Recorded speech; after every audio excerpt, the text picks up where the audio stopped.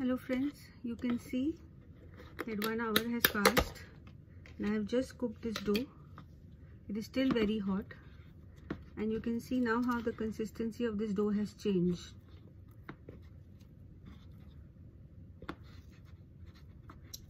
While this dough is still very hot,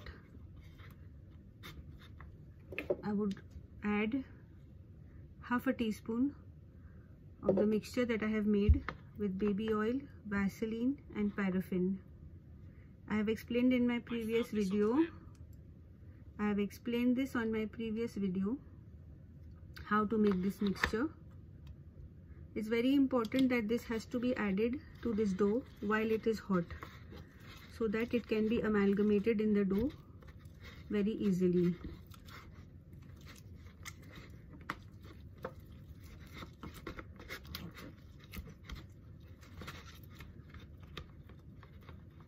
This is going to be a little tough to mix, but with patience we will be able to achieve the result that we desire.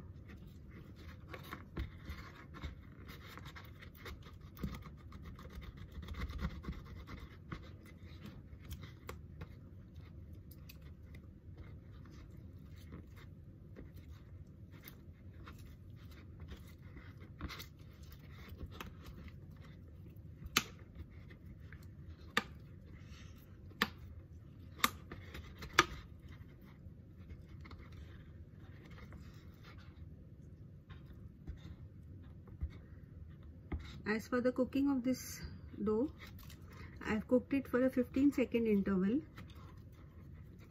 4 times to get this texture.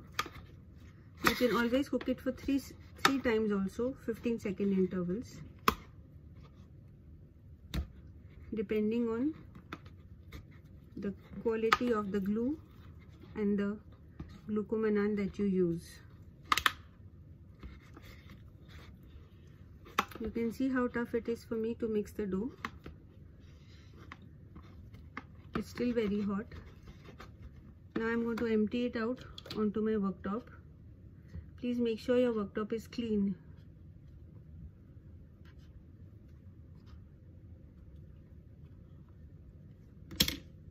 Scrape out every bit of the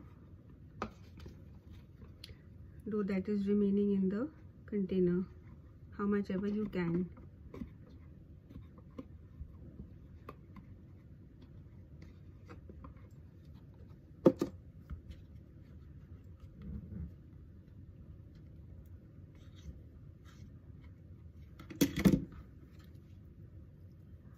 This dough is still very hot to handle.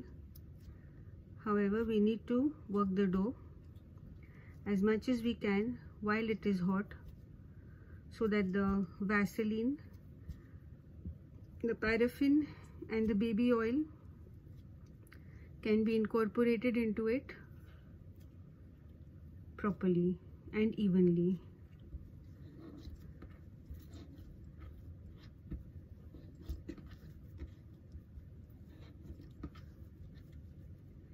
I have not added any starch to this dough. The only thickener that is there in this dough is the glucomannan root.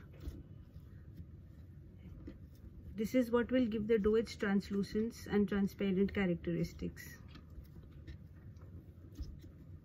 If you remember, we had made a petal of the transparent clay earlier and left it to dry. After we finish this dough, once it has cooled down properly, I am going to show you how well the transparent clay petal has dried and what is the level of transparency that we can see.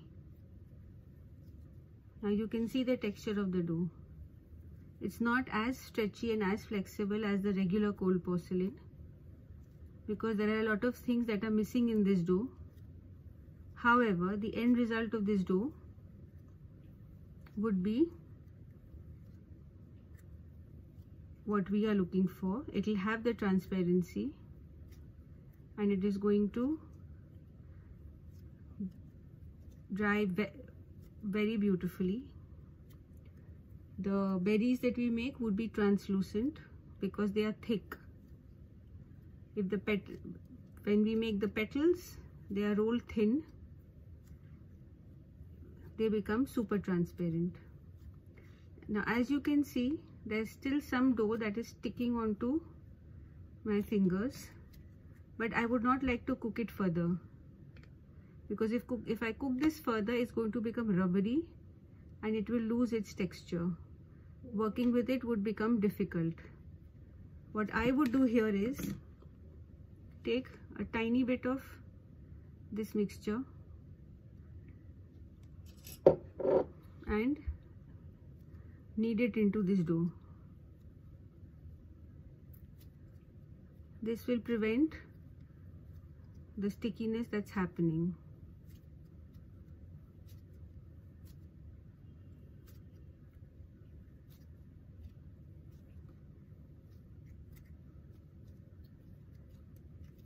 Now you see it's not sticking as much to my fingers. The stretch has also improved after kneading. However, with regular cold porcelain, when we stretch it, it forms this teardrop shape. This is not possible in this dough. This breaks apart simply because we have not added starch to this dough, so that the elasticity is much reduced. We have also not added any cellulose fibers. This is just pure Fevicol glue and the glucomannan root. There's nothing else in this dough. Because of the absence of all the other products, this dough dries translucent and transparent depending on what is being made out of it. It is best to let this dough rest in the same container that it was cooked in for about 24 hours before we use it.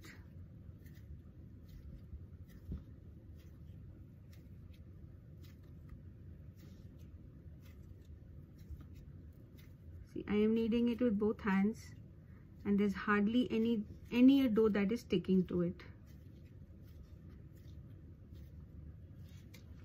This is the container in which we had cooked this dough. I'm putting it back in and covering with a cling film and leave it for 24 hours. In between 2 or 3 times, you can always open the lid, remove the cling film, wipe both of them with a dry cloth so that if any condensation has formed, it can be removed, and then recover it. This dough is best used if it matures for another 24 hours. Thank you.